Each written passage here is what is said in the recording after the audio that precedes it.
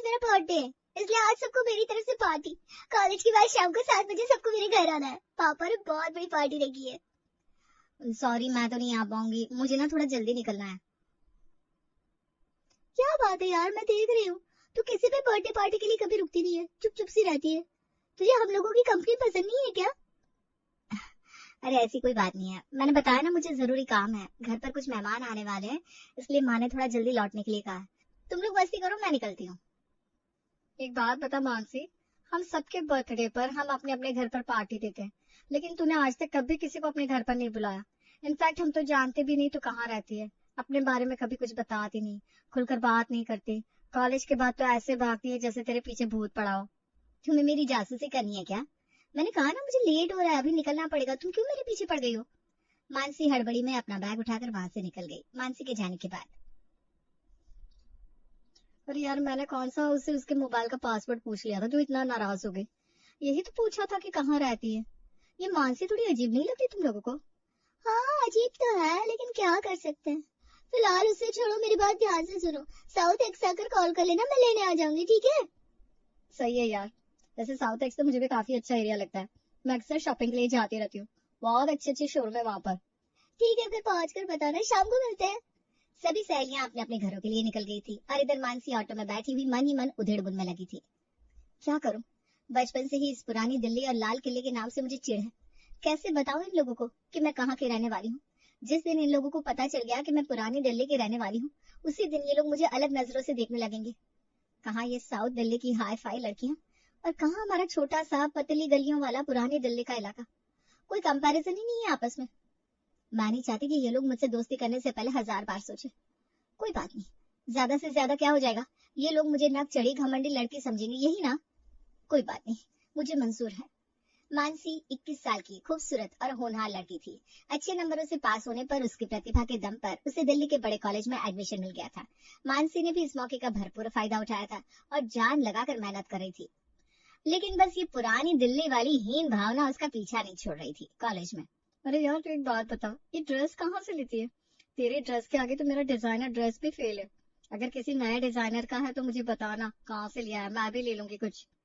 ये ये तो बस ऐसे ही, ज्यादा खास नहीं, बस मासी ने गिफ्ट किया था, मुझे पता नहीं कहाँ से खरीदा। अच्छा तू बात करके देखना, अगर मासी बताए कि तेरी ये ड्रेस कहाँ से लिए तो मुझे जरूर बता देना। पिंकी के जाने के बाद, अब तुझे क्या बताऊं कि ये ड्रेस मैंने किसी डिजाइनर से नहीं खरीदा बल्कि पुरानी दिल्ली की लोकल मार्केट से खरीदा है। अगर इन्हें ये बात पता चली तो इनका मेरी तरफ देखने का तरीका ही बदल जाएगा। वैसे भी ये हाई फाई लोग हमारे जैसे लाल किले वालों को तो अपने आगे कुछ समझती नहीं है। धीरे धीरे समय बीत रहा था, मानसी की ग्रेजुएशन खत्म होने को आई थी, लेकिन मानसी के मन में ये पुरानी दिल्ली के लिए बना कॉम्प्लेक्स बढ़ता ही जा रहा था। लेकिन आखिर ये सब शुरू कैसे हुआ, आप भी तो जानना चाहेंगे ना। कुछ साल पहले मानसी ने एक डांस क्लास में एडमिशन लिया था, जहाँ उसे दिल्ली के अलग अलग हिस्सों से आने वाले लड़के लड़कियां मिले। बहुत बढ़िया मानसी, तुम एक बहुत अच्छी डांसर हो, बहुत जल्दी तुमने सब कुछ बहुत अच्छे से सीख लिया है। तुम बस ऐसे ही प्रैक्टिस करती रहो, इस साल हमारी क्लास को रिप्रेजेंट करने के लिए मैं तुम्हें ही रेकमेंड करूंगा। अरे सर, पैरों की जूती को सर पर बिठा रहे हैं आप? आपको पता भी है ये मानसी कहाँ से है? इतने सालों से इस क्लास में प्रैक्टिस करने वाले स्टूडेंट को पीछे करके अचानक से इस मानसी को आगे कर दिया आपने। एक बार सोचा तो होता किसके साथ हमारा कंपैरिजन कर रहे हैं, कहाँ हम लोग और कहाँ ये लाल किले वाली मानसी। लाल किले के आसपास का इलाका कैसा है ये तो बताइए होगा आपको, पतली गलियों वाला गंदा मोहल्ला है इसका। आपने भी पता नहीं क्यों ये गंदगी अपनी क्लास में बुला ली। ये कैसी बेहूदी बातें कर रहे हो तुम लोग, ये डांस क्लास है, यहाँ पर तुम लोगों के फाइनेंशियल स्टेटस नहीं तुम्हारे स्किल के ऊपर डिस्कस करने के लिए जमा होते हैं हम लोग। जिसके अंदर टैलेंट होगा वही आगे जाएगा, इस बात से मुझे कोई मतलब नहीं कि वो लाल किले से आती है या फिर जंतर मंतर से, मेरे लिए सब बराबर है। डांस टीचर ने तो अपनी तरफ से बच्चों को समझाने की पूरी कोशिश की थी, लेकिन साउथ दिल्ली के बच्चों का पूरी क्लास के सामने मानसी का इस तरह से मजाक उड़ाना उससे अंदर तक हिला गया था। इस घटना के बाद मानसी के मन में एक गहरा डर बैठ गया था। कोचिंग में आते जाते बाकी के बच्चे अब मानसी को ताने मारने लगे थे, जिन्हें सुनकर वो काफी परेशान रहने लगी थी।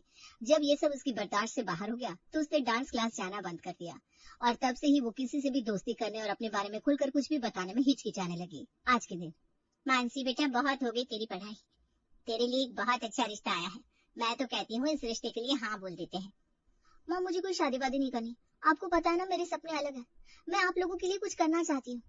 अरे बेटा ठीक है ना, तू जो भी करना चाहती है वो शादी के बाद भी कर सकती है।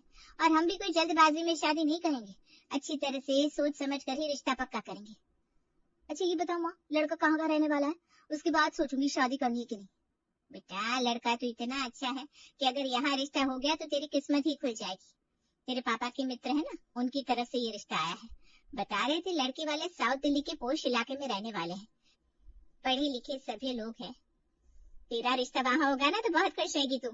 कमाल करती हो माँ, अगर आपको रिश्ता करना भी है ना तो अपने बराबरी का लड़का ढूंढो। कहाँ हम और कहाँ वो साउथ दिल्ली वाले। मुझे ऐसी बेमेल शादी नहीं करनी। अरे बेटा इसमें बेमेल जैसा क्या है, और साउथ और ईस्ट दिल्ली से क्या होता है? उन्हें शादी तुझसे करनी कि तेरे मकान से करनी है? इंसान के गुण जरूरी होते हैं, और मेरी बेटी कितनी गुणी है ये बात दूर दूर तक लोग जानते हैं। इतने बड़े कॉलेज से पढ़ाई की है तूने, दिखने में खूबसूरत है। अरे कोई मूर्ख ही होगा ना जो तुझसे शादी करने से इनकार कर देगा। माँ ख्याली पुलाव पकाना बंद करो। आपके हिसाब से दुनिया नहीं चलती है। घर से बाहर निकलो तो तुम्हें पता चले कि बेशक हम लोग भी दिल्ली में ही रहते हैं, पापा का बिजनेस भी अच्छा है, अच्छा कमा लेते हैं, लेकिन हमारे और उनके जीवन स्तर में जमीन आसमान का अंतर है। और मैं नहीं चाहती कि मैं सारी जिंदगी खुद को छोटा समझने में ही गुजार दूं। बेटा मैंने कहा ना, लड़के वालों को इस बात से कोई फर्क नहीं पड़ता कि हम लोग कहाँ रहते हैं, उन्हें सिर्फ अच्छी लड़की चाहिए। तू पता नहीं क्या क्या सोच ले रही है। अच्छा चलिए एक काम करते, तेरी शादी ना हम लोग यहाँ से नहीं करेंगे, एक अच्छा सा मैरिज हॉल बुक करके वहां से करेंगे। उनके बाकी रिश्तेदारों को तो पता भी नहीं चलेगा कि तू पुरानी दिल्ली की है। अब तो ठीक है ना? तुझे दिक्कत है इन पतली गलियों से तो ठीक है, गलियों तक रिश्ते वाले आएंगे नहीं, अभी तो ठीक है। देखो माँ, मैं तो यही चाहती हूँ कि मेरा रिश्ता यहाँ पर ना हो, लेकिन आपकी जिद के आगे अब मैं कुछ कह भी नहीं सकती। ठीक है, फिर लड़के वालों के सामने मैं ये शर्त रख दूंगी कि वो किसी को भी ये बात जाहिर ना होने दे कि हमारा घर लाल किले के पास है। उन्हें मेरी शर्त मंजूर होगी तभी शादी करूंगी, साफ साफ बता रही हूँ मैं। बेटी की जिद के आगे आखिर में मानसी की माँ उसकी बात मानने को तैयार हो जाती है। अगले रविवार को लड़के वाले मानसी को देखने के लिए आते हैं। बहन जी, बेटी तो आपकी बहुत प्यारी है। हमें तो ये जानकर बड़ी खुशी हुई कि डांस करना भी जानती है, पढ़ाई लिखाई में भी इतनी अच्छी है, और ये घर में जो पेंटिंग लगी है वो भी इसने खुद बनाई है। भाई मानना पड़ेगा, आपकी बेटी लाखों में एक है। अगर आप लोगों को बुरा न लगे तो क्या मैं कुछ कह सकती हूँ? हाँ बोलो ना मानसी, अगर मैं तुम्हें पसंद नहीं हूँ तो ना भी खुलकर बताओ, मैं नहीं चाहता कि तुम किसी तरह के दबाव में आकर ये शादी करो। नहीं नहीं, वो बात नहीं है जो आप समझ रहे हैं। मुझे इस रिश्ते से कोई एतराज नहीं है। मैं बस ये चाहती हूँ कि आप अपने रिश्तेदारों में किसी को ये ना बताएं कि मैं लाल किले के रहने वाली हूँ। ये कैसी बात करी है तुम? आखिर ऐसा भी क्या है कि ये बात हमें छिपानी पड़े? कोई खास वजह है क्या? बस ये मेरी छोटी सी शर्त है, आप लोग मान लेंगे तो मुझे खुशी होगी। देखिए आप लोग इतनी बड़ी पॉश कॉलोनी में रहते हैं, आपके रिश्तेदार भी आपकी तरह ही अमीर होंगे। हमारा घर देखकर आपको समझ में आ ही गया होगा कि हम मिडिल क्लास लोग हैं। मैं नहीं चाहती कि शादी के बाद कोई मेरे माता पिता को अपमानित करे, इसलिए आप लोगों से विनती कर रही हूँ, यदि मेरा रिश्ता देव के साथ होता है तो आप लोग ये बात किसी के सामने जाहिर ना करें कि मैं पुरानी दिल्ली की रहने वाली हूँ। मेरे मायके का मान सम्मान बना रहे, ये बात मेरे लिए बहुत जरूरी है। अरे बेटा, लेकिन ऐसी बातें तुम्हारे मन में आई ही क्यों? क्या हमारी किसी बात से तुम्हें ठेस पहुंची है? हम ये गरीब ऊंच नीच में नहीं मानते, और तुम्हारे पापा तो कोई गरीब है भी नहीं, अपना बिजनेस है उनका, ठीक ठाक पैसे कमाते हैं, तुम्हारी अच्छी परवरिश की है, फिर ऐसे विचार तुम्हारे मन में क्यों आ रहे हैं? मैं मानती हूँ कि पापा का बिजनेस अच्छा चल रहा है, हमारे घर में किसी चीज की कोई कमी नहीं है, लेकिन समाज इसी आधार पर इंसान को जज करता है कि वो कहाँ का रहने वाला है, किस एरिया से आता है। माँ, मानसी के मन में हीन भावना भरी हुई है, हमें उसके मन से ये भावना निकालनी होगी। अभी आप हाँ बोल दीजिए, बाद में देखते हैं क्या करना है।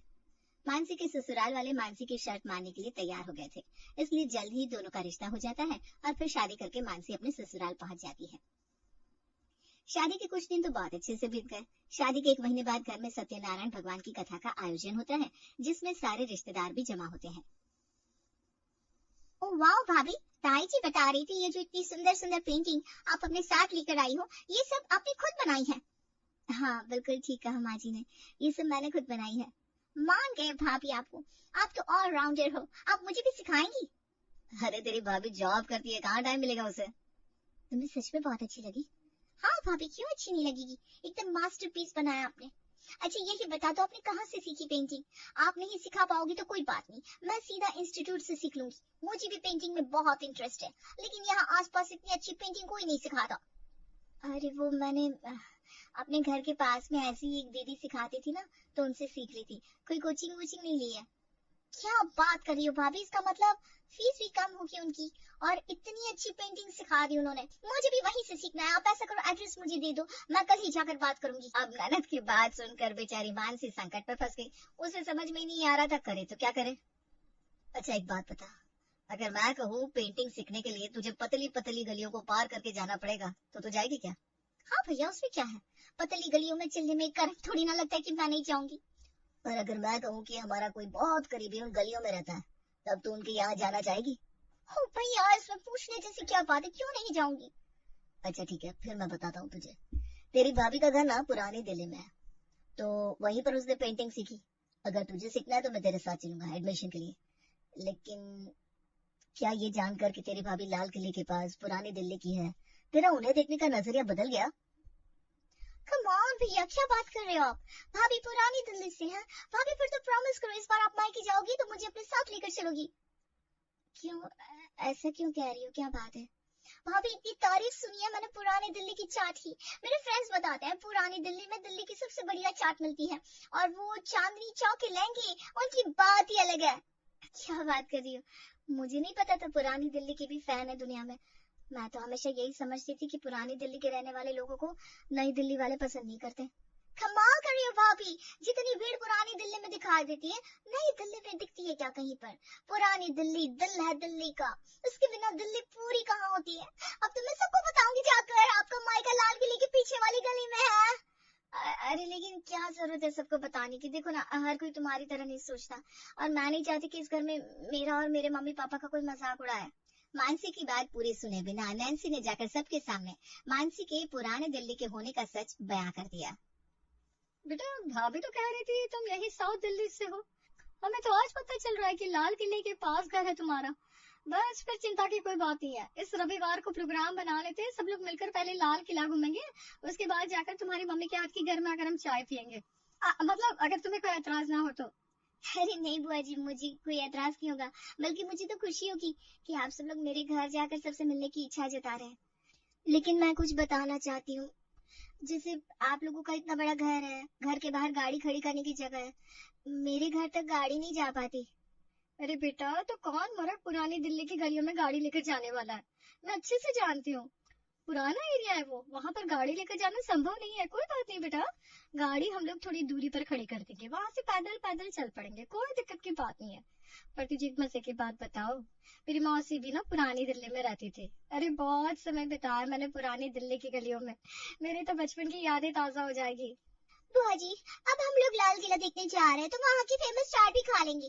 आपको पता है, ऐसे तो कोई स्पेशली मुझे चाट खिलाने के लिए वहाँ ले जाने वाला है नहीं। अब भाभी के बहाने से ही मैं तो हर बार भाभी के साथ बिन बुलाए मेहमान की तरह उनकी मायके जाने वाली हूँ, और वहाँ जाकर जी भर के रबड़ी रसमलाई और चाट खाऊंगी। हाय दीदी, अब पता चला मानसी की इन सुंदर सुंदर साड़ी और लहंगे के पीछे का राज क्या है। सही से बता मानसी बेटा, तूने अपनी शादी की शॉपिंग चांदनी चौक से करी थी ना? जी चाची, वहाँ पर ना बहुत किफायती दामों में लेटेस्ट डिजाइन के कपड़े मिल जाते हैं। मैं तो बचपन से अपने सारे ड्रेस वहीं से लेकर आती हूँ। जी आपने ना बहुत धोखा कर दिया हमारे साथ। अरे हमें पहले पता होता ना पुरानी दिल्ली की लड़की लेकर आ रही हो आप, तो हम भी लगे आज सारी शॉपिंग वहीं से कर लेते, 4 पैसे भी बचते और नए नए डिजाइन के कपड़े भी पहनने को मिल जाते। मैंने तो सुना है मनीष मल्होत्रा के डिजाइन के लहंगों की कॉपी भी मिल जाती है वहाँ पर। हाँ चाची जी, सही सुना है आपने। लेकिन बाजार ना बहुत घना और कंजेस्टेड है, तो अगर आपको दुकानों के बारे में पता नहीं होगा तो आप वहाँ जाकर परेशान हो जाओगे। अरे बेटा, यही सोचकर तो शॉपिंग करने नहीं गए हम वहाँ पर, लेकिन अब तो मिल गई है ना, तुझे तो हर चीज के बारे में जानकारी होगी, किस दुकान पर क्या बढ़िया मिलता है।